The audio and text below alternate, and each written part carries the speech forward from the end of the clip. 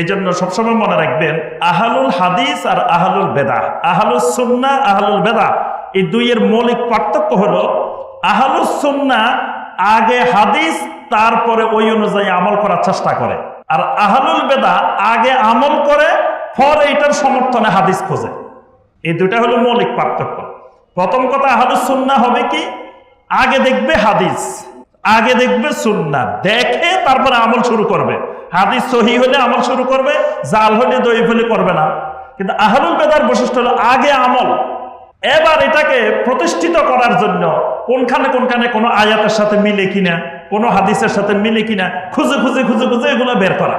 তো এখন ওই যারা জাল হাদিস বানায় এরা খুঁজে কোন এলাকার মানুষ কি বিশ্বাস করে, বাস ওদের আকীদার আলোকে তারা যেটা খুঁজতেছে, একটা হাদিস খুঁজতেছে, পাইতেছে না কোথাও, সুন্দর করে ওখানে যে একটা হাদিস বানাই দিলে বাস তারা এটা গ্রহণ করে নেবে।